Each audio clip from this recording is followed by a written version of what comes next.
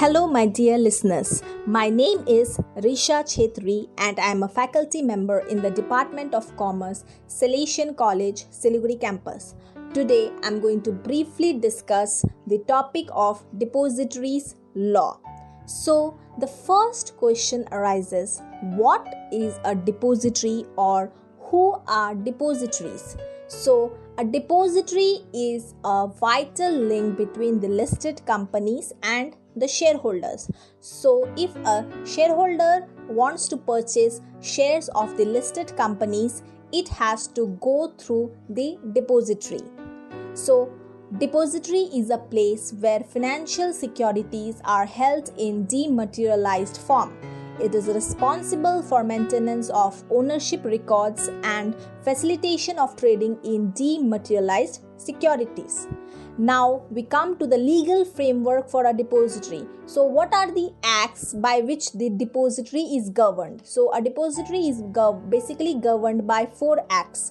Firstly, Securities and Exchange Board of India Act 1992. Secondly, the Securities and Exchange Board Regulations 1996. Thirdly, bylaws of depository. Bylaws are also known as the own rules and regulations which are set by the depository itself. And lastly, by the Companies Act 2013. Now we come to the features of depository system. To understand the depository system, it is very important to understand the features. So we will go through the features of depository system one by one. Firstly, in the depository system, securities or shares are held in depository accounts, which is more or less similar to holding funds in bank accounts. Secondly, transfer of ownership of securities is done through simple account transfers. Thirdly, this method does away with all the risk and hassles normally associated with paperwork. And lastly, the cost of transacting in a depository environment is much more cheaper as compared to the transacting the certificates in a paper form. Okay, so online mode it is much more less. Now we come to the question of who can be a depository.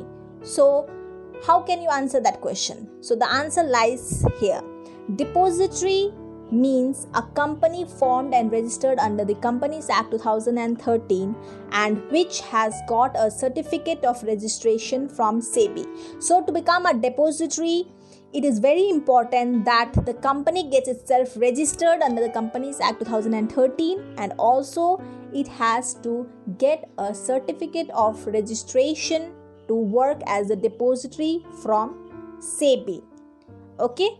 Now, constituents of depository system or the participants of a depository system. So, the whole depository system works on 4 participants. So, they are the depository itself. Secondly, the depository participant, which is a vital link between the depository and the investor. Thirdly, the issuing company, which is issuing the shares. And lastly, the investor itself. Now, depositories in India.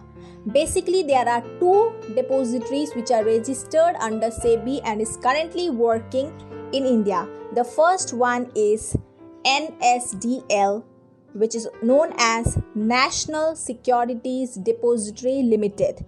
It was formed and registered under the Companies Act 1956, but it commenced its operation during November 1996. Now, National Securities Depository Limited (NSDL) was promoted by IDBI, UTI, and National Stock Exchange. Okay, so these are the institutions which play a pivotal role in the promotion of NSDL.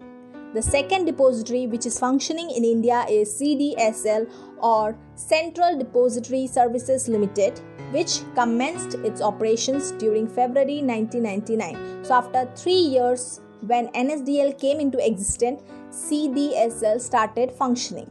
Now CDSL was also promoted by Stock Exchange of Mumbai, Bank of India, State Bank of India and HDFC. Now we come to the depository participant. Who are depository participants and what is the role of depository participant in this whole depository system? Now, depository participant is an agent of the depository and functions as the interacting medium between the depository and the investor. He should be registered with SEBI. So, the depository participant has to be registered with SEBI. The depository participant must possess requisite qualifications prescribed by the concerned depository of which he is a participant. So, he must also have the requisite qualification. Now, the depository participant is also responsible for maintaining the investor's securities account with the depository and handles them as per the instructions given by the investors. So, all this duty is performed by the depository participant. Now, the next important role played by the intermediary in this depository system is the investors. Now, who are investors or who can be called as investors? So, investors are the individuals, the partnership firms, Hindu undivided family, a company. So, all this constitute together investors. Okay. Now, we come to the rights and obligations of depository. What are the rights and obligations of depository? So, the rights of depositories are: a depository has to enter into an agreement with participant or its agent for dematerialization of shares. Every depository has a right to get certificate of commencement from SEBI. Secondly, under the SEBI Act, after dematerialization of share, depository shall be registered owner in the register of issuer for the purpose of effecting transfer of ownership of security on behalf of the investors. And lastly, a depository shall make bylaws, means its own rules and regulations, which constitute the provisions of the SEBI's Act and regulations. So these are the rights of depositories. Now, what are the obligations of depository? Now, the first obligation is a depository shall, on receipt of information from the issuing company, enter the name of the investors as beneficial owners in its records. Secondly, every depository before commencing business of dematerialization of shares must have an adequate system for reviewing, monitoring and evaluating the depository's controls, systems, procedures and safeguard to prevent manipulation of records and transactions. Thirdly, it should conduct an annual inspection of these procedures and forward a copy of the inspection report to SEBI. Fourthly, every depository shall maintain a register and an index of investors in the manner provided in the Companies Act 1956.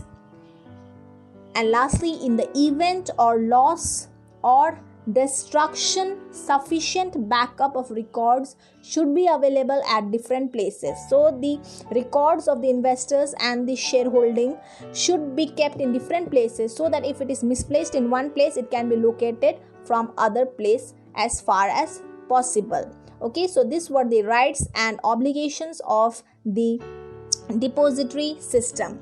Now, what is dematerialization? We have come to the topic of dematerialization many times when we were going through depository. What is the term dematerialization? Dematerialization actually is the process of conversion of shares or other securities held in physical form into electronic form. So the shares which are held in physical form can be converted into electronic form, and this process is known as dematerialization. Now, the reverse of dematerialization is known as rematerialization. So, rematerialization is the process in which the shares can be converted from the demat form or electronic form to physical form or to paper form.